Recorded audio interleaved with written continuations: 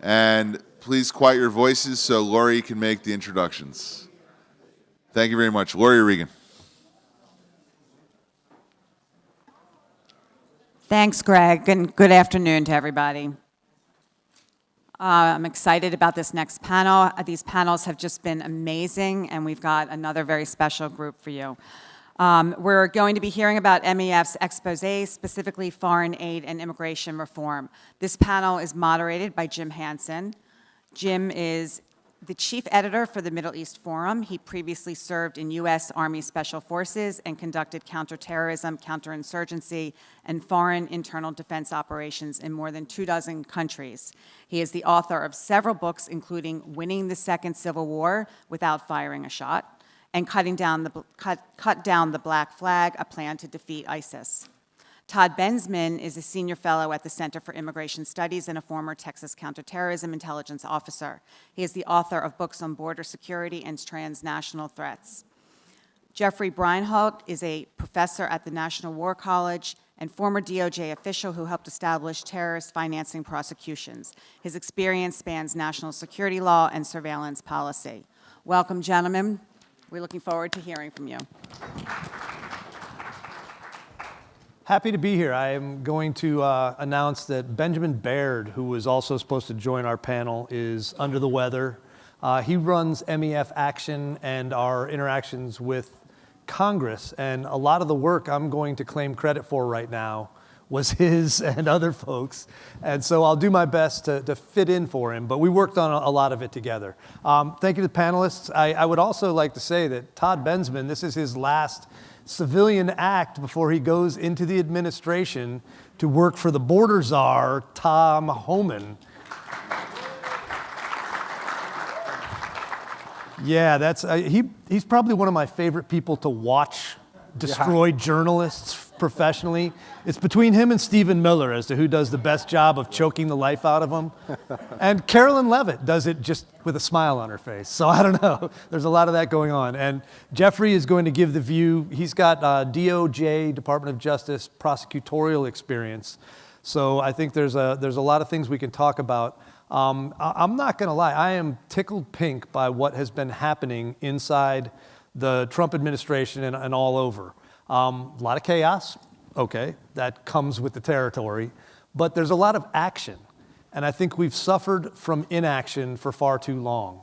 So one of the things Greg Roman did when he took the helm of MEF was to aim it more at action and results in addition to the deeply academically rigorous, well-vetted research and writing that the center's famous for 30 years, as Daniel Pipes ran it.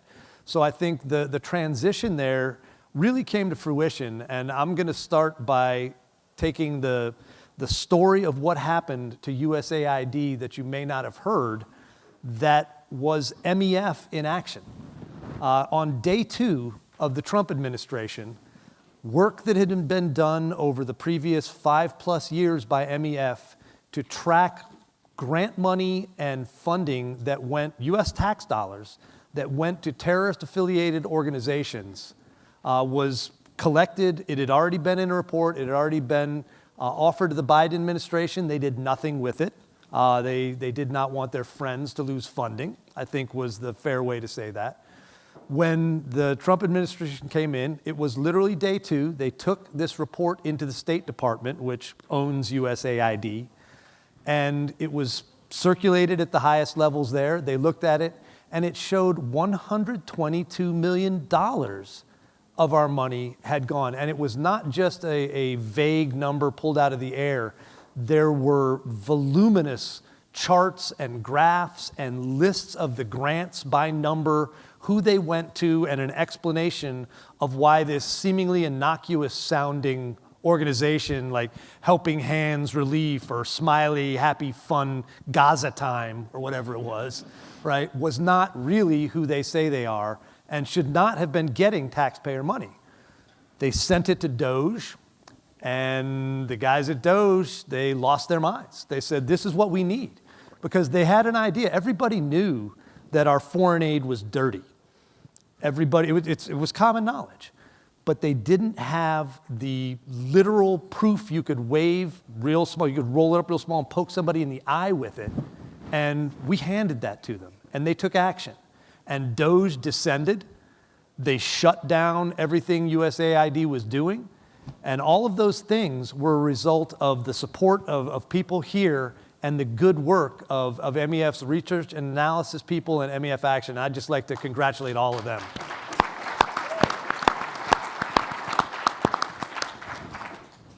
Best thing about that, there's more coming. We right now, and I forgot my list, I told this to the Board of Governors yesterday, but right now we're working directly with 7 executive agencies who have requested information similar to that MEF has. And it's Department of Defense, Department of State, Department of Justice, FEMA, DHS, Department of Education, and if that's 7, that's enough, but you get the idea. There is a lot of credibility right now in the work MEF has done because it's accurate and it's real and it was usable. Some of it got put into literally a document that was a criminal referral memo that we've now provided to the State Department, to DOJ, detailing what we believe were crimes committed in the conduct of both USAID officials and their grant recipients to both get these grants and distribute them. We had unearthed email trails that showed they knew in some cases they were making grants to designated terrorist organizations. Last time I checked, I don't know, you can correct me on this, I'm pretty sure that's against the law. Now, what happens from that? You know, it's a convoluted, complicated process. None of it ever happens as fast as we would like, but it's happening. I mean, if you saw, they chiseled USAID's name off the building. I don't know how much more concrete results you can get than a guy out front on a ladder with a chisel. You know, I mean, it was a momentous thing, and our friend who took that information in was actually in the building and called me and said, "You're not going to believe this." They literally took a ladder outside and they're taking the name off the wall. So not always the most graceful and elegant thing, but like I said, I'll take inelegant action over the most graceful inaction, obfuscation, and ignoring of problems as we've had for a very, very long time. So as these things come to fruition, you will hear about them. We have, gosh, I don't even know how many. I think we have 10 reports queued up for the next 2 months of research MEF has done that is applicable to the same kind of problems. The big problem, MEF is a counter-Islamist organization. They have infiltrated deeply into US culture, US government, US civic society, and other places, and we're rooting them out. You know, and I think they've had a long time to do it. We've been working at it for a while, but I think right now, the wind's at our back, and we've got people who are listening. I want us to take advantage of it, and we want you guys to know about it, because like I said, it's your support and the fact that this is a collective attempt to fix a problem, not just in one segment of our society, but with our entire society and culture. We need to get back to the way America was meant to be, and Islamism was not part of that, and we're not going to let it be part of it. So I'd like to segue right into somebody who has deep, specific subject matter knowledge, and as a member of DOJ, involvement in doing these kind of things. Can we put some people in shackles and frog march them out of those buildings? Jeffrey Barnholt. Yeah, thanks for having me. I come at this, as Jim mentioned, from a perspective of a terrorism prosecutor. I retired from justice in January of 2024, so it was about a year and a couple months.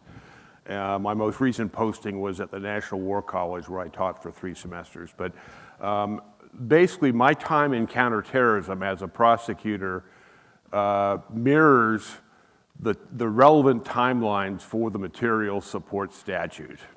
Material Support Statute was enacted on April 19th, 1996, as part of the Anti-Terrorism and Effective Death Penalty Act of the Clinton administration. And it envisioned a system where certain subnational groups that were foreign would be designated as foreign terrorist organizations. And thereafter, once the designation was in place, people in the United States or elsewhere who are demonstrably providing anything of value, anything that's known as material support, can be prosecuted for the 2339B offense. 2339B is present in every terrorism indictment. It's the catch-all terrorism statute. And when we first started standing up the material support enforcement program, we recognized from what the FBI had been telling us that the real strong phenomenon in the United States, the real U.S. experience when it comes to providing financing to foreign terrorist organizations was basically that charities would be involved. Charities would be involved in this effort because that's what the FBI was telling us, that there's a lot of U.S. charities. So we went, we used to joke around that whenever we visited with charities to talk about material support, we always had to bring Kleenexes to the conference room table when we were meeting with them. And we came up with a bright idea of kind of reforming USAID through two means. We were going to impose on USAID the requirement that they require their donors, or their donees, I should say, to vet, or to ask the FBI to vet their list of would-be donees. And the second thing we did, which they didn't understand at all, was we wanted them to affirm or attest or certify in writing that they will not provide anything of value to the following 29 foreign terrorist organizations. Now, why was that second one important? Well, we knew that by doing them, by requiring them to certify, they would assume the obligation of due diligence, and they would ferret out terrorist financing by their PVOs, their private voluntary organizations that were registered. And my sense from dealing with USAID, and it was pretty high up, it was in the general counsel's office, but that USAID tended to go native when it comes to their donors or their grantees. When we presented this two-form idea to them as a way of reforming the terrorist financing enforcement program, they said that's not going to work because our clients, they call them clients, the grantees, our clients are going to walk away. Right, with satchels of cash in their hands. No, with nothing. The fear by USAID was that these people will be so affronted with the certification requirement that they will walk away empty-handed. And I was thinking to myself, that'd be fine. That'd be fine. And so we were arguing probably on a weekly basis. We were meeting with them, and then this was in the immediate aftermath of 9/11. And shortly after that, for those of you who followed the criminal prosecutions around the time, we indicted a huge Texas charity known as the Holy Land Foundation, right? That was the case out of Dallas, and it took us 2 times to try this case to successful conclusion. But one of the things we saw was that the Holy Land Foundation, our target, they hadn't been indicted yet, they hadn't been designated yet.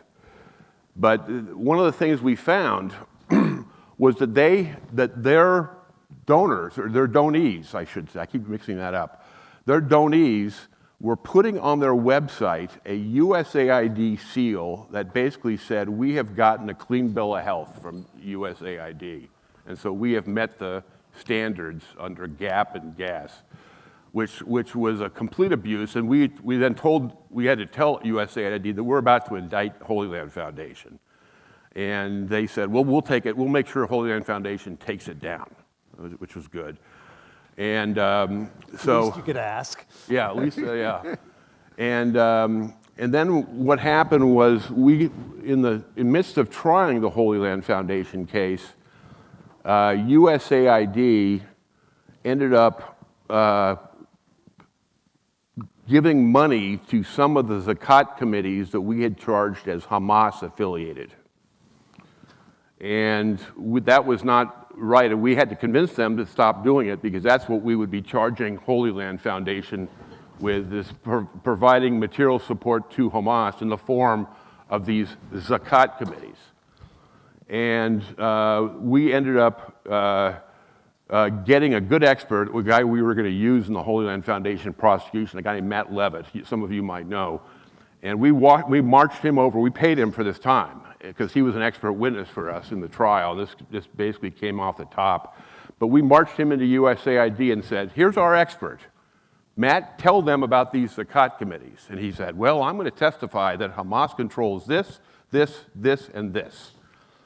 And USAID's eyes got big, and they realized that that was not going to be a viable thing. So my sense, and I watched this, I'm retired now, so I watched the USAID saga that was most recent from an outside perspective, but it really didn't surprise me.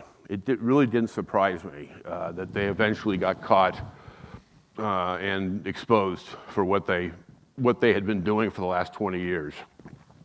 But I'll tell you, well, the one last plug I'll give before I turn it back over to Jim is that we had a lot of fun prosecuting a dozen or so charities with material support in the aftermath of 9/11. One of the funner things to do was to charge them with something less than the full extent of what we know about their behavior. We wouldn't charge them with material support because that would involve FISA and a lot of other classified information, which we would have to declassify as a cost of proceeding. If you charge them with tax fraud. You Al Caponed them? Yes, we Al Capone them, and this is what we did. There's a form. If you're a charity in the United States and you want to be successful, you will apply for 501c3 recognition. Unless you have 501c3 recognition, you're not going to be competitive in the philanthropic market. On the application for the 501c3 status, there is a question that reads, it's a yes-no question, or calls for a yes-no answer, and it reads, are you an outgrowth of or successor to another organization? If you're terrorist affiliated, you're applying for 501c3, what's your answer going to be to that question? No. You're going to say no, and that form is filed under penalties of perjury. So it would be a no-loss tax case. And we tried to pitch, this was my own personal fatwa, I tried to pitch the IRS on this idea. I said, forget material support, which we're working with the FBI on, because we oftentimes can't bring those for classification reasons, strategic reasons involving classification. But what about this? What about this tax charge? This filing a false tax form in the form of a 1023 seeking 501c3 protection. And there is no defense to that. So we ended up there was a famous charity in Boston known as CARE International. You remember CARE International, yeah. That was one where the district court did us a bad number, but the First Circuit ended up confirming our theory of the case, which was that they were scheming, whatever they were doing, they were defrauding the IRS. So it was a Klein conspiracy, as we called it. So that's impressive. You knew that case, yeah. So anyway, this was, I'll just say this before I turn it back over. This administration is treating material support a little bit differently because they are actively designating drug cartels. And what that means is that most material support cases, which is my bread and butter for 35 years, are going to be drug cases. There'll be Sinaloa cartel cases where we get the Venice Beach drug dealer and charge him with material support for buying product from a cartel member. So I think I can't speak for what's going to happen with material support, but it's really been popularized, and it's got the days of charities is largely over. I think we cleaned out the charities industry pretty well, despite the best efforts of USAID. Well, thank you for your efforts doing that, because we all know the Holy Land Foundation was a major help to knowing our enemy and shutting them down. One of the things I'd like to add to that, we're working now with the State Department and some others, and Greg Roman was called to testify by the DOJ subcommittee about all of this.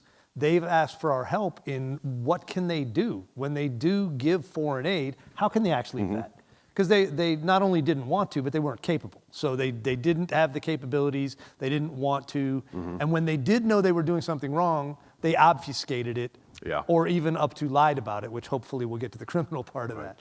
But we're now, MEF is actively involved in helping them develop the capabilities to say, if you're gonna take our taxpayer dollars and send it overseas, we wanna know who it's going to, and not just, like I said, the smiley fun time Gaza, bouncy castle company.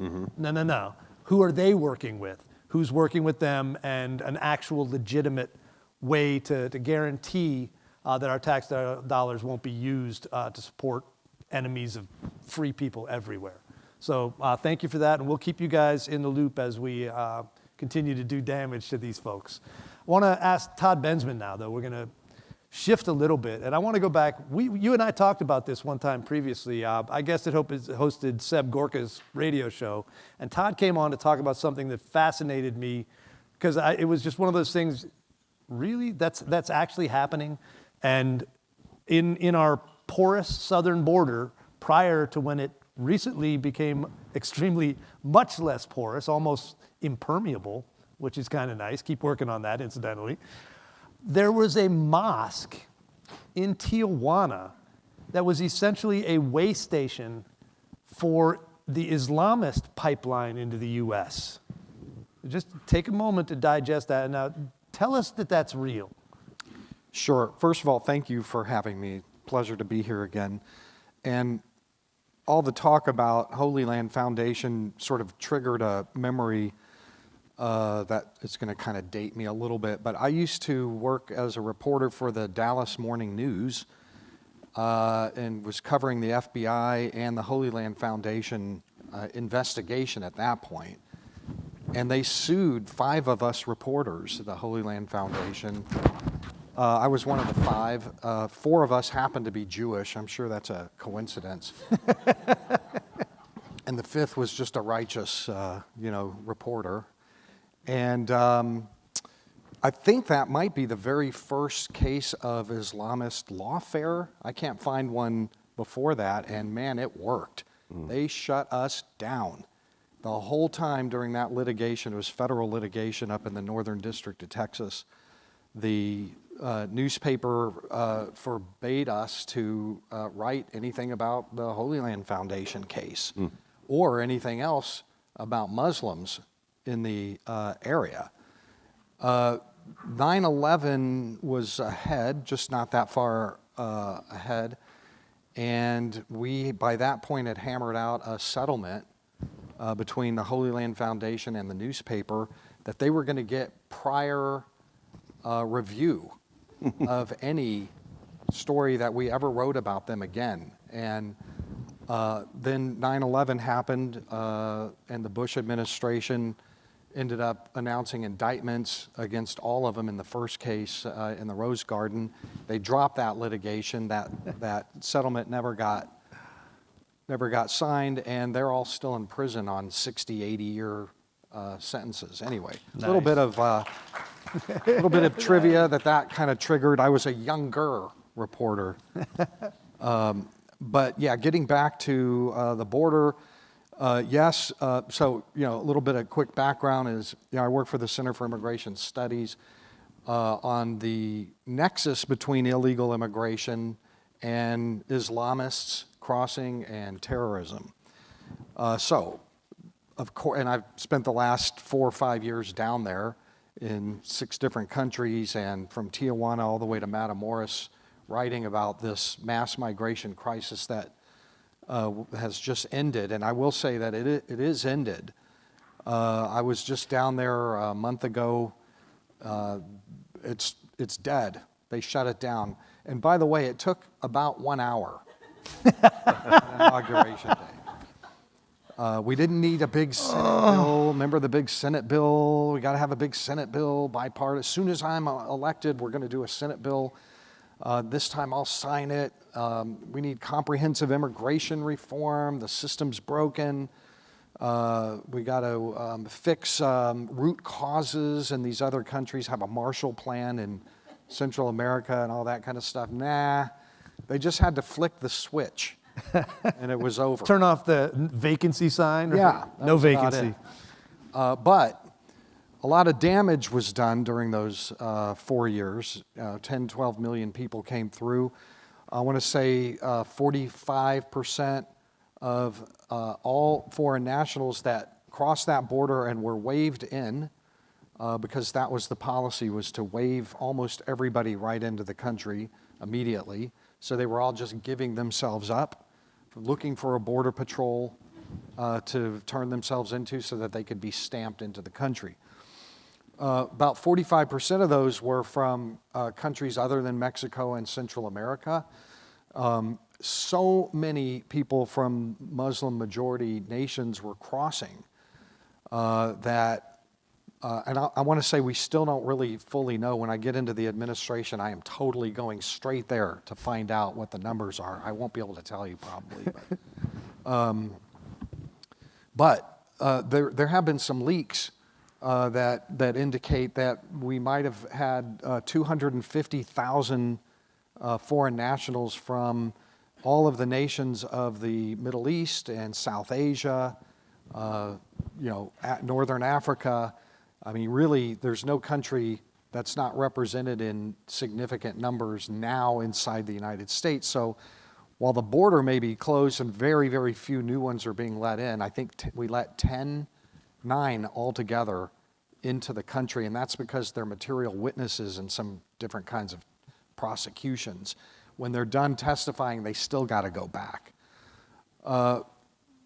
That we had to have, there was such demand that I'm hearing, I want to say in 2022, about a Muslim-only shelter that opened in Tijuana, because the shelters down there were, they weren't halal. They didn't have, the men and women slept together. There was, mixing, and there was a perceived demand to take care of all of the Muslim migrants that were crossing the border. So there were a few kind of, puffy, positive stories about how wonderful this mosque was, this migrant mosque in Tijuana and in the San Diego Tribune, et cetera. And I'm like, wait a minute.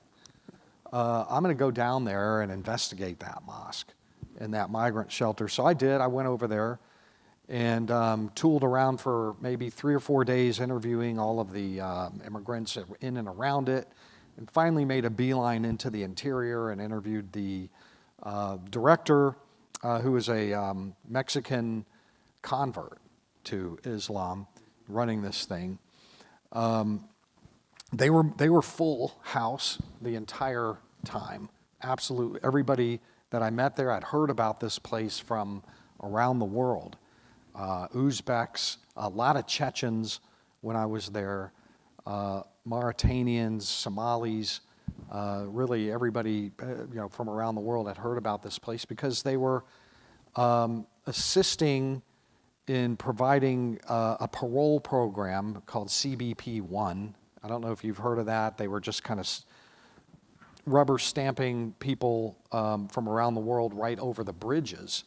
And then we would release them for 2 years with work visas. And right now the Trump administration is trying to untangle that whole thing. There's litigation. That's another novel. But it was an abuse of the INA to let those people in. They let thousands, tens of thousands in on that parole program with minimal to no vetting whatsoever. So the families would come there, they'd do the paperwork for them, and then they'd walk them over the bridge with really no vetting.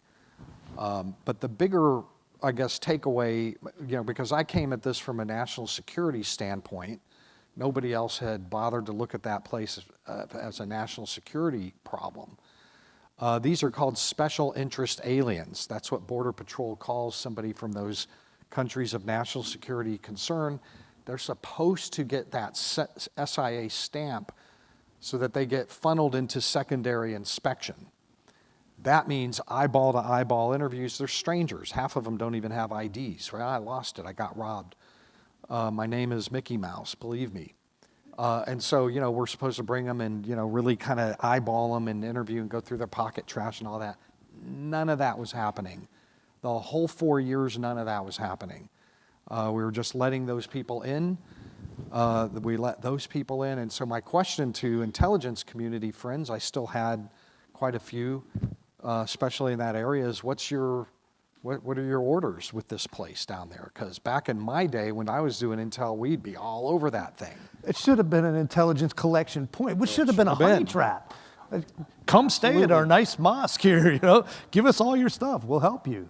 I interviewed the mosque, the director of that mosque, the woman I told you about earlier, and she said, I asked, well, have any Americans of any kind, law enforcement, ever approach you about anything here? And the answer was no.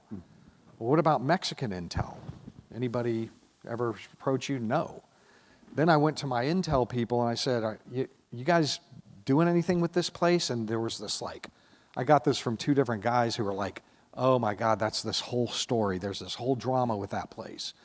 And the bottom line was that they had been ordered by the Biden administration to never touch it, leave it alone. That's an NGO, a non-governmental organization. They're doing humanitarian work. We don't investigate humanitarian organizations. So they were told to swear off of that place. I reported all of that. I put it all out there. I did hear later that after the piece ran that the intelligence community had a change of heart. That's all I know about that. So, hopefully they were doing things.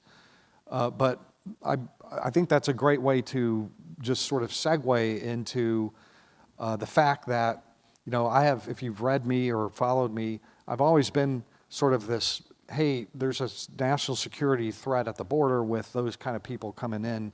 There could be a terror attack one day. And of course, that's just sort of fear-mongering, right?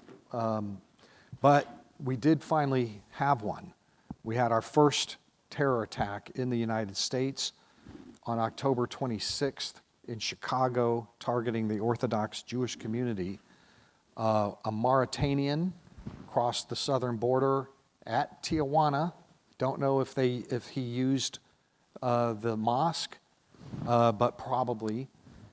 And came across, made his way to Chicago in March of 2023. By the end of October of 2023, he's getting pretty pissed off about Israel. And then he conducted this attack with a firearm.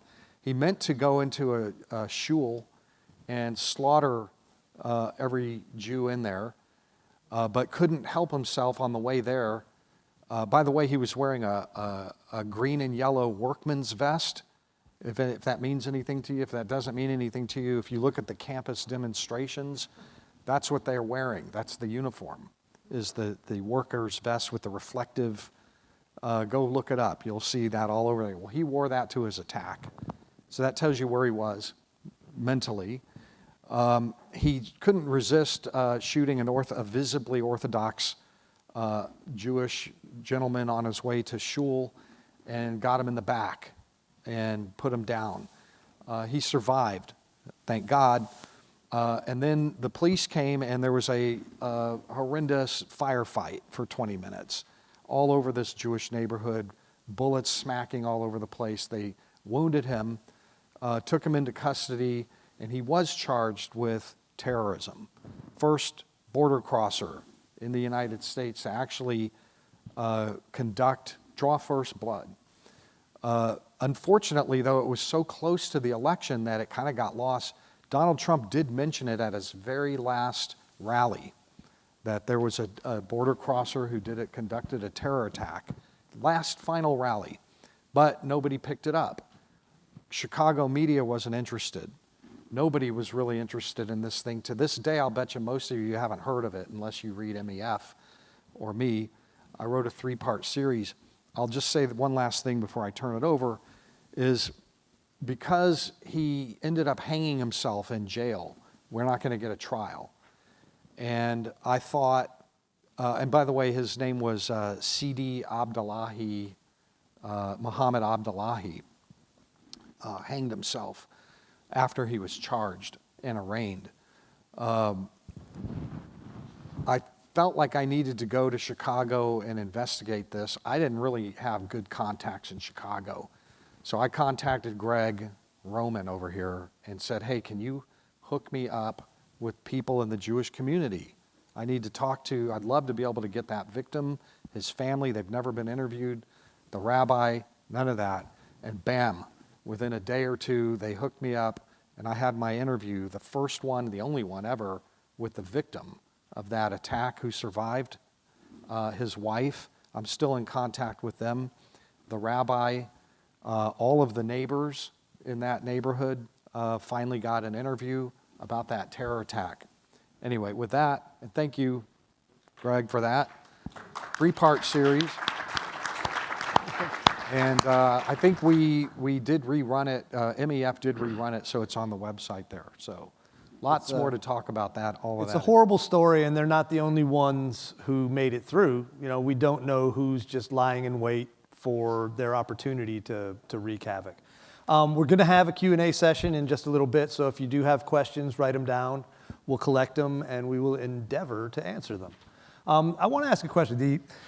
The idea that one of the other big infiltrations of Islamists into our society has been on campuses everywhere, and they've been wreaking havoc, inciting violence, attacking students, and all of this. Now, obviously, the material support for terrorism statute has very specific requirements. And we talked briefly about this, but can you just give us your view as to where the line is on potentially using that against the Hamas mobs, their organizers, and their funders? Yeah. First Amendment is in play in material support cases. If the type of material support that they are charged with providing is sort of elusive, if it's a service or if it's expert knowledge that they're imparting on somebody else of the terrorist organization, those are typically pretty hard cases to make. But those of you who know me and have heard me speak earlier today know that I'm kind of a person who's enthusiastic about pretextual prosecutions, as they call them. Charging somebody with the less than the full extent of what we know about their conduct if it deprives them of a defense. So it's a very strategic thing.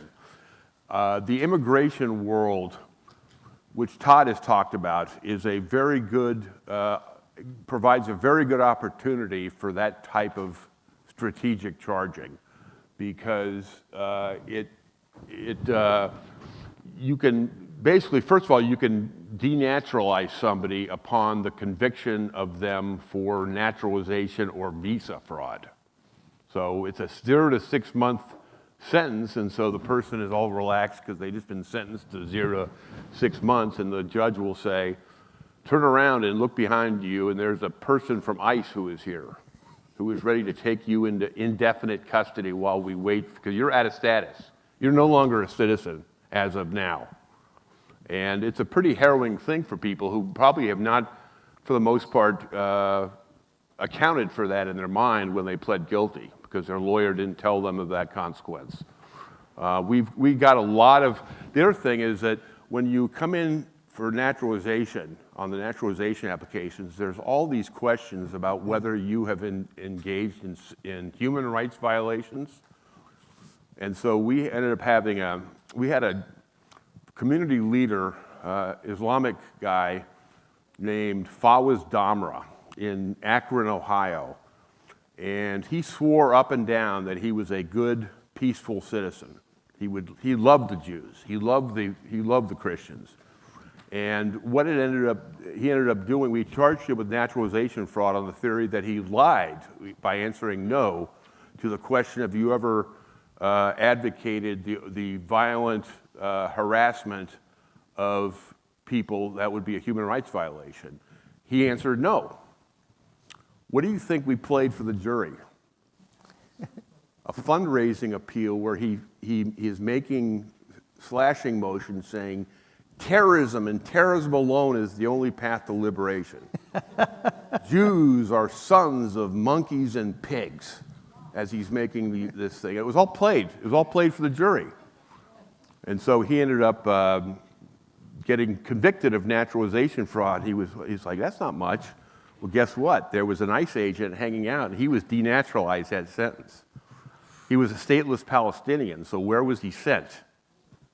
El Salvador. Tell me El Salvador. No.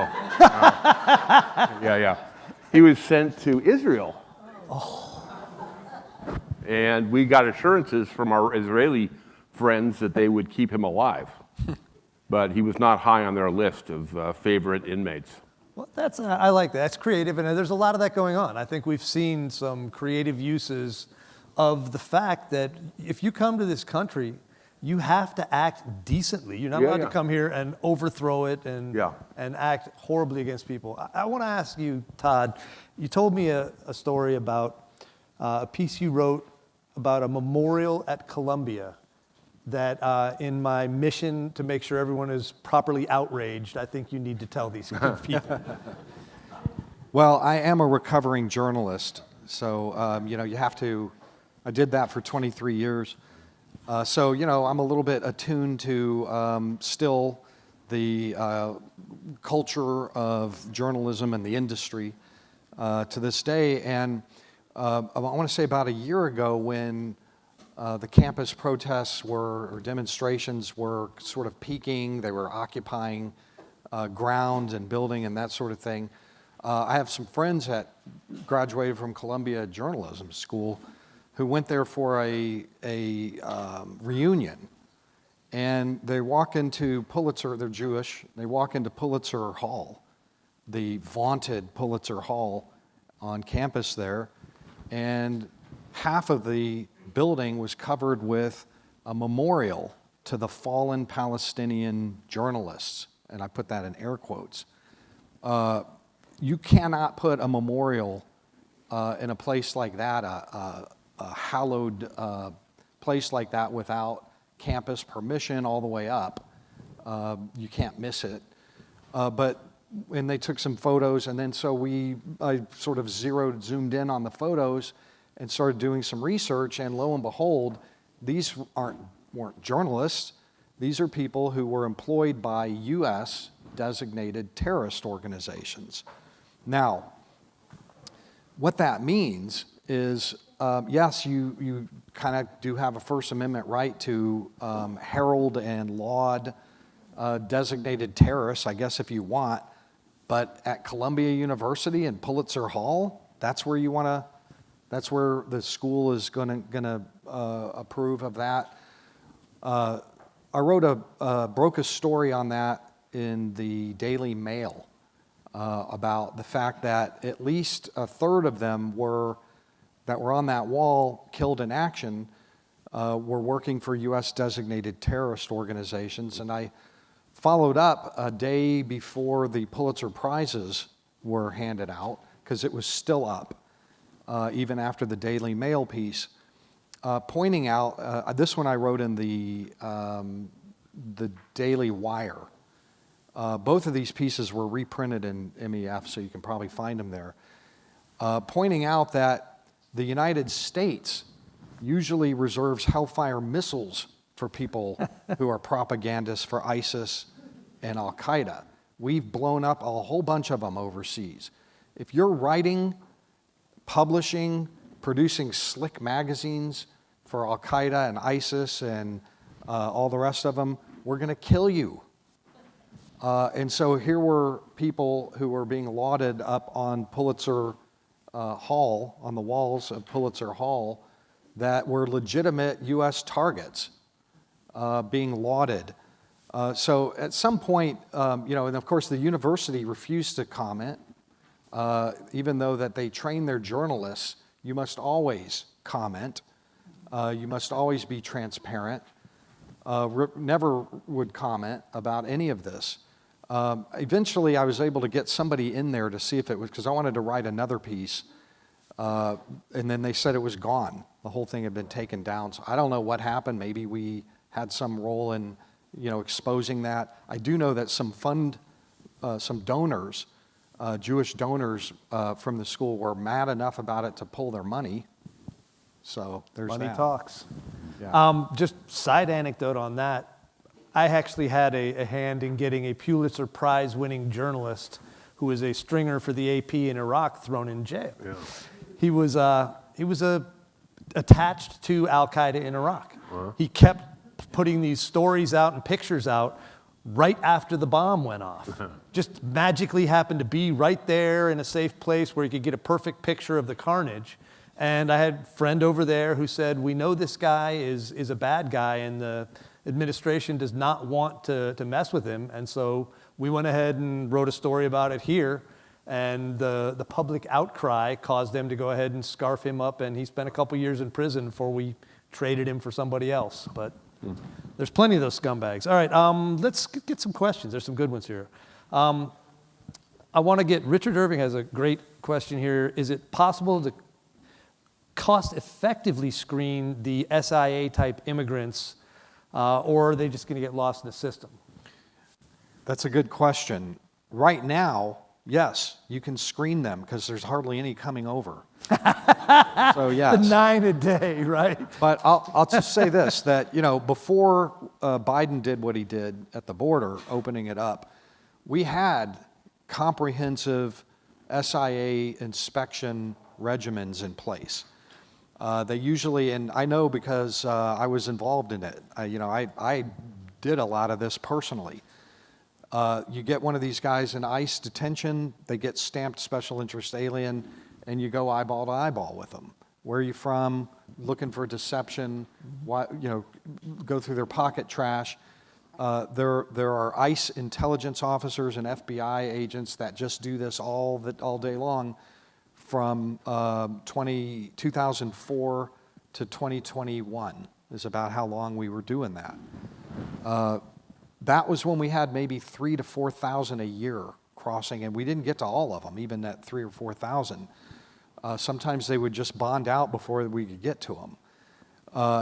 When the Biden administration was in office, we would have 100,000, 80,000 a year. So no way were any of those people. I guarantee you the Mauritanian who went to Chicago was never screened. Nobody ever talked to him. They cut him loose right through. And today, the situation is obviously much better because hardly anybody's coming through. We can get all of them. And that way you can at least get a sense. You might not be able to prove they're a terrorist, but if they're acting deceptive, sometimes that's enough.